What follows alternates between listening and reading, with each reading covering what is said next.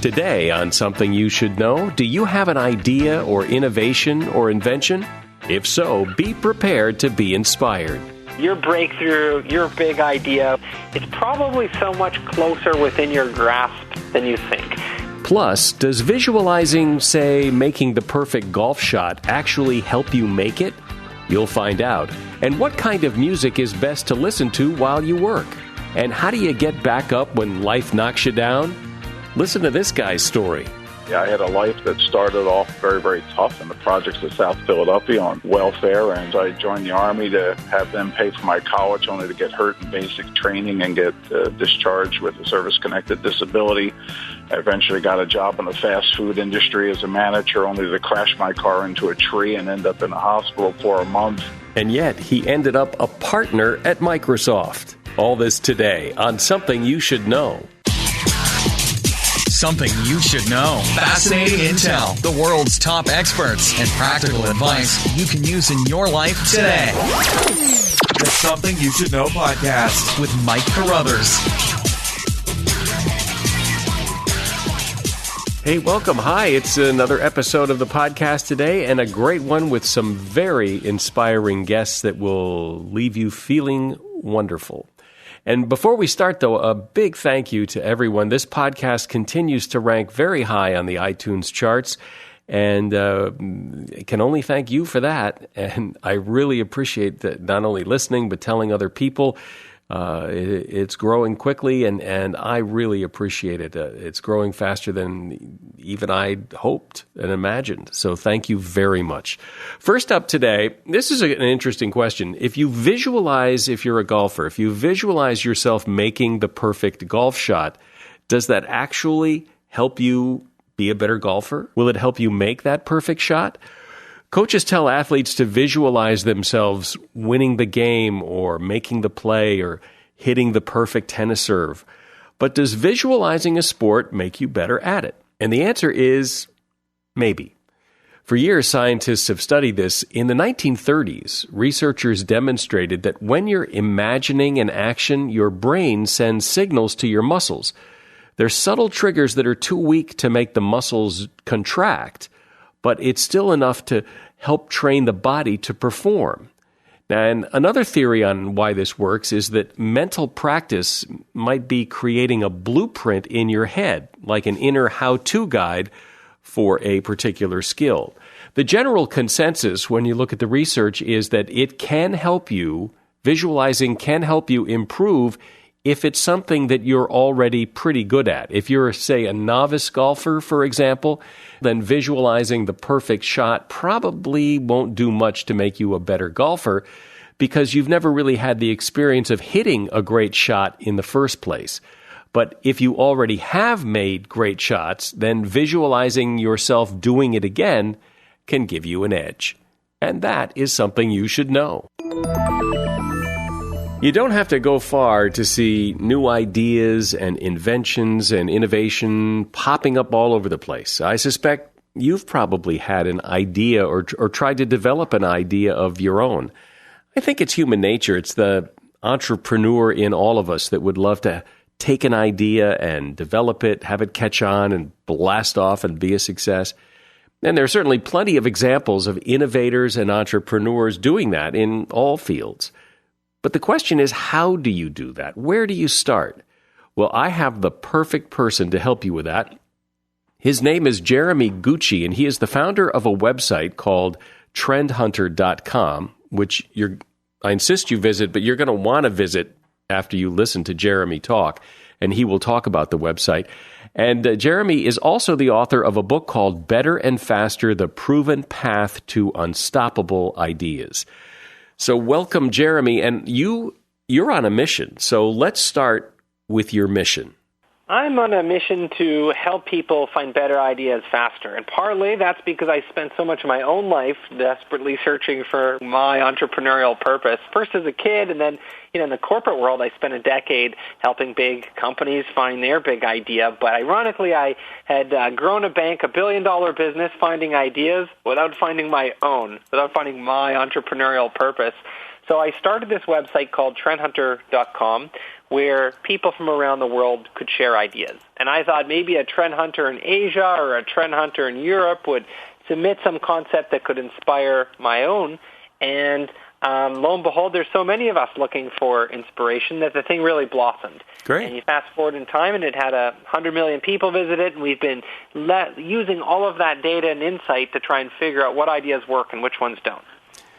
Well, boy, you just led right into the next question, didn't you? What ideas work and what ideas don't, and how do you figure it out, and where do you start? Well, I think that what's so interesting is that your breakthrough, your big idea, whether it's a new product or a new investment, it's probably so much closer within your grasp than you think. But the problem is it's your own success that will actually block you from seeing that potential. And in Better and Faster, I get into how 10,000 years of evolution has pre-wired our brain with a series of traps. And if you think about it, we've been evolving as farmers. And once we find our field of opportunity, we're actually pre-wired to repeat and optimize whatever led to last year's harvest. So you find your success and you repeat and optimize. Couple quick examples. Blockbuster Video was a star at retail. They had 3 chances to buy Netflix for $50 million, but they didn't. Kodak invented the digital camera in 1975. By the early 90s, they made a website where you could upload pictures of your face to share with your friends. 10 years before Facebook, but of course, they abandoned that. And consistently, you'll just see all these different companies who come up with entire industries they've created, but they repeat and optimize what they did before, and they miss out.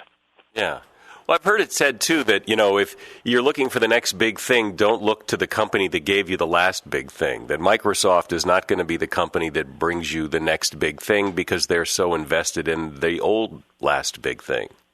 Sure. And what is so daunting about innovation is that people look at the big competitor or the big thing that just happened, and it almost intimidates you from trying to come up with an idea. And if I give you one of a favorite example, I think that innovation is like a splash in water, and that splash creates ripples of opportunity. In Better and Faster, I talk about it as 6 specific patterns of opportunity, and I'll show you what I mean. Rewind to 2007 and pretend we're looking at Facebook. It's pretty innovative. They've got 50 million users at the time, but even back in 2007, they grew too big for Google to take out. So Google tries beating Facebook at their own game. Not even Google can do it. But if we looked at the splash Facebook was making, you could find patterns of opportunity. So let's just look at one pattern, which is diverging from the mainstream. In 2007, Facebook was a site for friends to archive photos of their everyday life. What's just the opposite of that? Well, if Facebook's just for friends, something's got to be not just for friends. That's Twitter. That's later. If people are archiving all their photos, what if I don't want to archive my photo? I want something less permanent. That's Snapchat, $4 billion company 5 years later. And if people are now sharing every little photo, my Facebook photo stream is just ruined with horrible photography. The art is lost. Something has to bring it back. That's Instagram, billion-dollar company, again, half a decade later. So in all of that, it really relates to what you kicked us off with, which is that you shouldn't just look at the big companies or your competitor for your idea because they're probably moving too slow. It's stuff that's already happened, and there's a quicker, easier path to finding better ideas faster. But a lot of people would say, I might even say, well, it's real easy for you to paint that Monday morning quarterback map that you just painted. It's predicting it that's the hard part. Yeah, absolutely. So what we've actually done in the book is I've used not just the Fortune 500 examples that are all overplayed, but we've used examples of everything from ex-criminals to ex-cons to ordinary people who became reclusive billionaires, but really finding unique and interesting tales that show you the process of how ideas evolve. And I think what you come out of with it is this sort of empowerment that you'll understand a bit more how chaos and change work, but you'll also see that coming up with a new innovation or idea, it's not this great, big, daunting task. There are easier, quicker paths to finding your breakthrough, but no one taught you how to look at chaos or change in school, and this is something that needs to be a new field of study. So if I'm driving in my car listening to you thinking, well, okay, but I've had this idea in the back of my head for a long time. Is there any way I can run it through the mill here and get any sense as to whether or not it has any potential or whether it's just a dumb idea? Yeah, there's two different thoughts on that. So on one side, trendhunter.com is literally made for you to find ideas, to test concepts, and to share. And anyone can be a part of Trend Hunter. But the other thing is that 10 years ago, you had that idea. There wasn't much you could do. You'd have to quit your job. You'd have to spend a lot of time getting into it. But now you don't have to quit your job. You can try things. You can experiment. You could outsource the drawing of your new concept for a kitchen utensil or whatever it might be for $5 on a site like Fiverr. Someone will mock it up. Now you have it. You can then post it on a Kickstarter-like site, and you can start seeing if people want to buy it before you've even made it. On Kickstarter, you could sell $100,000 or more of your product without even ever having made just one of them. But the neat part of that is you can get in the game a lot quicker than ever before. The threat, of course, as a company is that your competitor could be a 14-year-old kid down the street, but there are fewer and fewer excuses to trying and testing your idea. And why not? The barrier is down. Yeah, and when I cited some of these examples of companies that missed out on opportunities like BlackBerry, Kodak, all these unfortunate fallen icons, the thing that is the commonality is that things were going well. And when things are going well, you don't have the hunger. You don't feel like you need to try. You become complacent with your own success, repetitive, protective. But fuel your inner hunter. Push yourself. Be insatiable. Be curious and try. And there are a lot of different steps that you can actually use and frameworks, which we've outlined in Better and Faster, that can actually help you take those first steps to start seeing how much traction you can get with your idea. Yeah, it's interesting. I don't know if it's true or it's just perception that because innovation seems to change so quickly, industries come and go. I mean, now the cable industry's in looking at some real competition and trouble down the line. And, it seemed a few years ago that, cable would be around forever, but things seem to be changing faster. And again, I don't know if that's just perception or not. Yeah, so you're spot on. And in the 1950s, the average lifespan of a Fortune 500 was 75 years. And today that average has fallen to just 15 years, and it's expected to fall in half. So the reality is that the world is changing faster than it ever has, and that people are failing to adapt. Even the way we structure corporations is based on protecting rules, policies, procedures, brand standards to make these things that protect whatever insight we have to farm effectively. And we're in a period that's moving a lot faster. So there is a new skill set needed, which is to figure out how to adapt. But the flip side of this coin is that you can adapt, you can change, you can try new things in ways that were never possible 10 years before. I know that there are people, though, that have ideas, and it sometimes seems like that, they just sit on the idea because they don't want to find out that maybe it's really not a good idea, that it's better sitting in their head as potential than to really find out if the rubber meets the road here.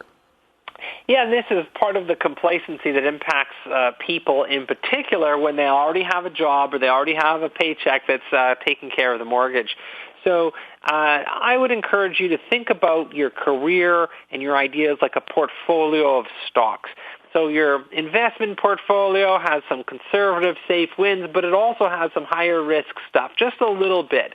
And if you thought of your career in the same way, there should be a portion of your time that's spent trying to up your skill, to be better at adapting, whether that's going to be to help you find a product or to help you with an idea that might help you be a better manager or a better investor or even better at understanding your kid. But think about your own potential, your career, kind of like your investment portfolio, and make sure some portion of what you're doing is hunting for new opportunity. Are there things or places to go, industries where ideas are more likely to be successful, or it doesn't matter? A good idea is a good idea no matter where it is. Yeah, at Trend Hunter, we spend time in every category: fashion, design, tech, retail, food, pop culture. And I think the most insightful thing that I've seen is that it's true that all these industries have different levels of disruption and innovation and creativity, but ultimately innovation is similar across all industries because we're all just people. And so what we prefer to do, as opposed to just worrying about a particular industry, is learn how to find those patterns of opportunity and then pursue the industries that you're passionate about. Blending your own passion and what excites you with business is what's going to make your life feel like you're not even working, like you're actually enjoying what it is you do, and that's just enough to take you that extra step to actually become successful at something you love. Great. Is Trend Hunter, I haven't really spent much time on it. I'm looking at it now. Is it anything like Quirky, or is it a completely different model? So at Trend Hunter, what we are doing is we are publishing ideas generally when they've just been launched or when the prototype is finished. So where Quirky might be funding new innovative concepts that haven't happened yet, at Trend Hunter we're looking for your breakthrough idea, that thing that just happened. So we cover about 250,000 ideas now, adding a couple thousand each month, looking for innovation from all around the world in every category. Well, it's a great website, trendhunter.com, and I appreciate your time. Thanks, Jeremy. Jeremy Gutsche is the founder of trendhunter.com, and his book is Better and Faster, The Proven Path to Unstoppable Ideas. And there is a link to his book on the show notes page of this podcast, located at our website, somethingyoushouldknow.net. I don't know anybody who hasn't had the life kicked out of them a time or two or three. I know, as fortunate as I've been in my life, I've taken a few sucker punches that have thrown me off my game. And I'm sure you have too. I think everyone has. And the issue becomes, okay, now what? What do you do when you get knocked down in life? And there is probably no one better to discuss that than George Santino. Wait until you hear his story. Talk about getting punched in the gut a time or two. But he went from growing up poor and on welfare to being a partner at Microsoft. And I think you will find his story and his advice inspiring. George is author of a book appropriately titled, Get Back Up. Welcome, George. Thank you. Thanks for having me. Obviously, it takes a whole book to tell your story, but give me the quick version.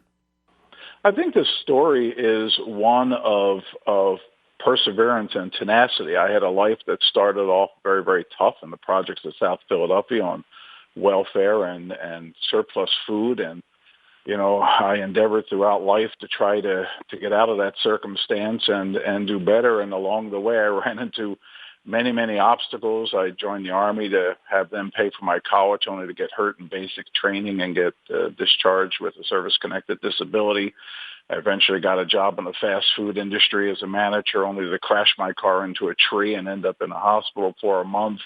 You know, I found another job as a liquor salesman, only to hurt my back lifting cases of beer that required 3 back surgeries and an eventual diagnosis of failed back syndrome, and being told by multiple doctors that I would never work another day of my life. I should just go on Social Security disability. Eventually applied for a job at Microsoft, only to be turned down 4 times because I didn't have a college degree or any formal experience, but ultimately convinced them to hire me in an entry-level position. Worked extremely hard, and 20 years later retired as a partner. So it's basically a book about, you know, no matter what life throws at you, you're going to get knocked down over and over and over again. But if you have a goal, if you have a dream, and you're willing to put in the effort and work for it, you can achieve anything, no matter how many times you get knocked down. Did you find that, given that story, that people would know about that they didn't want to stand too close to you because a piano might fall?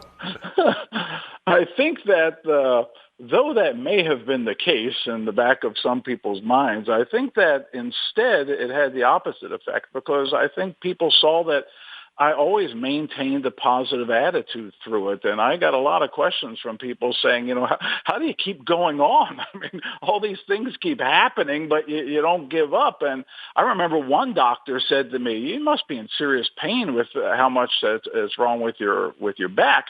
I'm surprised you're not in a corner crying somewhere.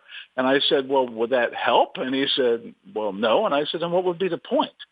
I mean, you play the hand that's dealt you, and, you know, I was dealt some pretty bad hands, but, you know, that's just the way it is. You have to continue to forge ahead. And so I think people appreciated the positive mental attitude more than the albatross around my neck. Well, let's talk about that, because you say And many others have said, you play the hand you're dealt. Life doesn't give you more than you can handle, and other, lofty sounding, lovely sounding sayings. But some people feel like they got a bad hand, and that it's not a winning hand, and sometimes it's hard to get back up. So what's different about you that you get to the executive suites at Microsoft when other people end up throwing in the towel? I think ultimately you have to determine what it takes to be successful. And yes, you're going to get some pretty bad hands. There's not much worse than being born in the projects of South Philadelphia with parents with a father who's disabled and 7 brothers and sisters and on welfare and food stamps. How am I as a kid going to change those circumstances? But, I found ways to earn money even back then, whether it was collecting soda bottles in the trash or helping a guy sell tomatoes off the back of a truck. I mean, I tried to find ways to make money. And when I got the job at Microsoft and they said, we'll hire you in this very low entry-level position, that's certainly not what I wanted. But at least my foot was in the door. So I immediately determined, what is it that these people value? What is it that these people reward? And start to do those things and do those things better than anybody else. And as I did those, I was able to start to move up the organization. So the key is to figure out what it takes and then start to do those things. Sadly, too many people sit back and say, okay, I was dealt a bad hand. I'll fold this one and maybe the next hand will be better. Well, maybe it will, maybe it won't. But the hand that you have is the one that you have the most control of. So you just have to find a way to persevere and push through, because frankly, what's the alternative? Giving up, just sitting back. I mean, how's that going to help? Well, right. But what I want to get at, though, is your mind maybe, or what you see is different than what other people who don't do what you did do. What's the difference? I understand that, you got to get back up, and people hear that and they know it's true and all that, but some people don't. So what's different about you and the people like you that get back up repeatedly when others don't?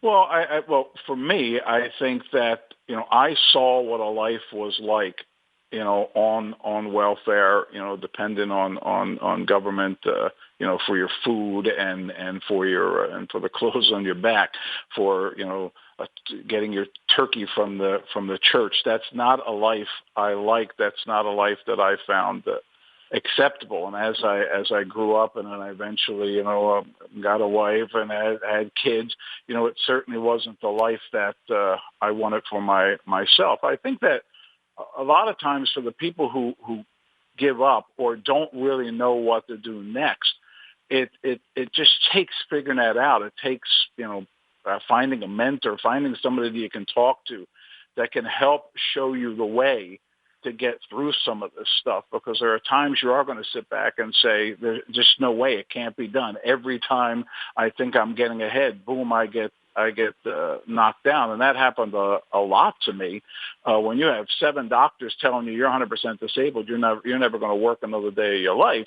I mean, it's very easy to say, okay, they're the experts, but you can't give other people that kind of control over your life, over how things are going to turn out for you. So if you can't figure it out on your own, talk to somebody else, whoever that person is, a family member, a friend, a priest, a psychiatrist, whoever you need to get to talk, to find that encouragement to help you, work your way through it.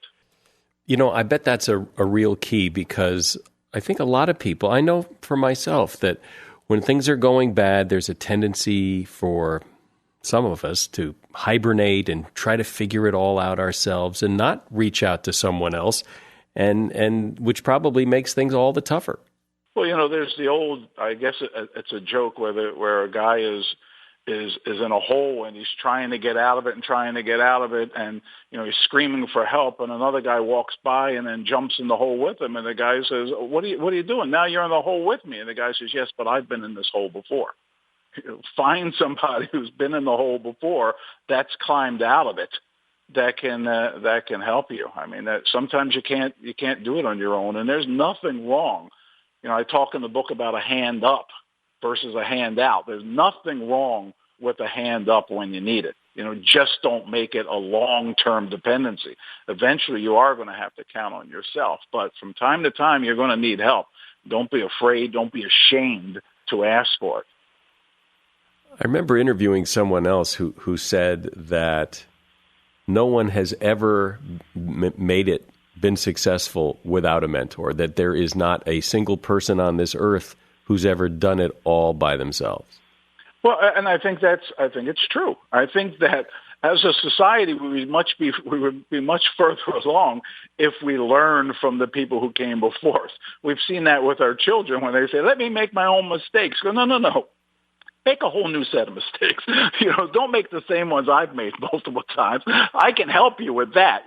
Start off with a whole new set of mistakes. And so there are people who've blazed this trail before. The things I accomplished, while some people say that's pretty good for where you've come from, not the first person to do it. I won't be the last person to do it. So whether it's reading books that people have written on the subject, whether it is finding somebody at work who's been successful, you've seen that guy's had a pretty good career. That woman has moved up this organization so quickly, it's unbelievable. Take that person to lunch, sit down, talk to them, pick their brain, gather that information and then learn from them. Do you think that, is it your experience that, well, of course it's your experience, that things eventually work out if you keep at it and don't give up? Yes. I think that you continue. I mean, it's like being a guided missile. You set the target, and obstacles are going to come in the way, and you can't slam in the first thing that comes, that gets in your way. You have to go over it, around it, whatever it takes. So you got to be willing to adjust. You can't be stubborn and say, "I'm going to get from point A to point B, and this is the path I'm going to take." As you head down that path, there are going to be some detours. So you have to be ready to adjust. And while you may not achieve every single dream you ever hope to achieve, trying and being persistent about it certainly increases your odds of doing so than sitting back and saying, I'll wait for something to happen. The old saying that opportunity only knocks just once, well, that may be true on that door, so find a different door. Go someplace else and try a different situation. I've had jobs where no matter how hard I tried, I was working for a person that wasn't going to recognize what I was going to do, so I would change jobs. Sometimes you're going to be successful in a current position, and sometimes you're not, but you have to be willing to know when it's time to change course to ultimately achieve your longer-term goals. Right, because you can, if you're not working on the right thing, just be banging your head against the wall, and I think often people have time determining that they maybe they're working on a bad idea and what they need is a different idea. And that's a hard thing to make. It's especially when it's yours, it's hard to make that call. Oh, without a doubt. It's when you have something and you're working on something, there's a certain comfort in that, even if you're having some struggles. Stopping that and starting something completely new, that's scary. That's very, very scary.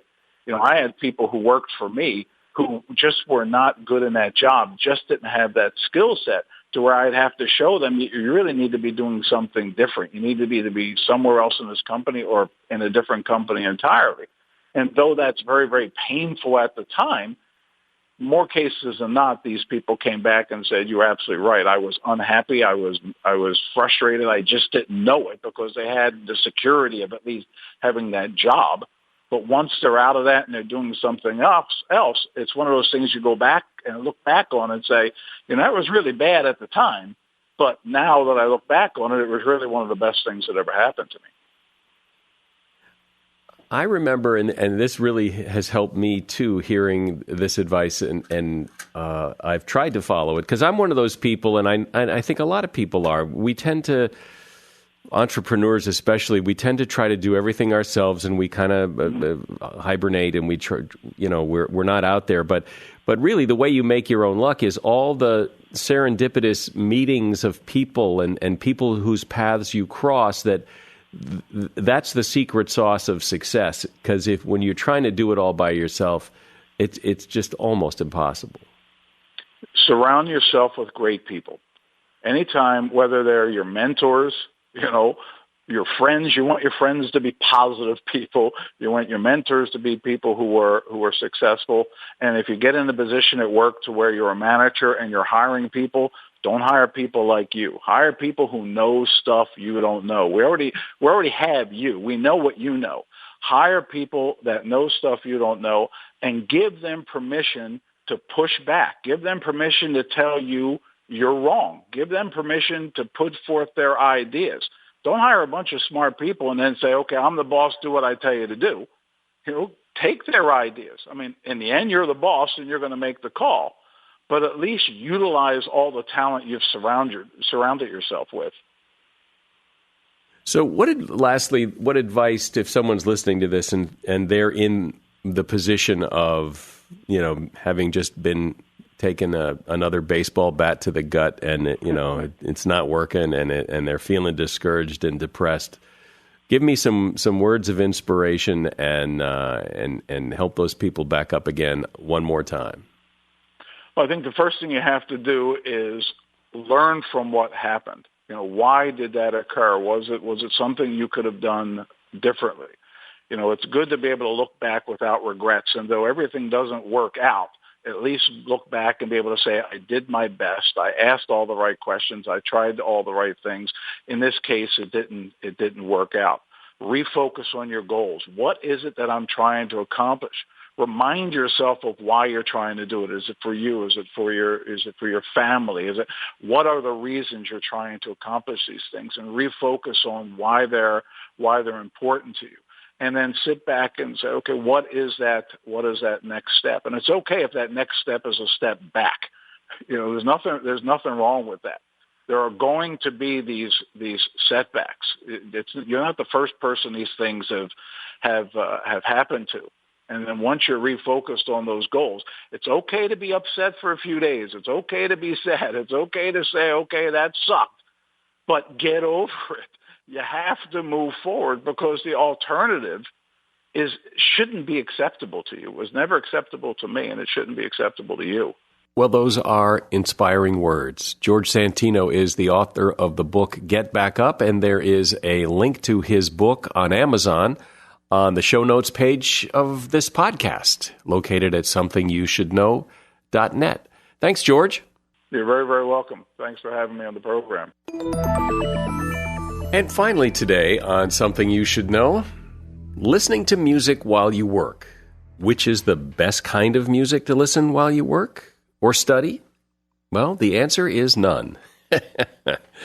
Listening to music kills your productivity, and there are thousands of studies that have proven this over and over again. This is according to Dan Levitin, Dan's been a guest on this podcast.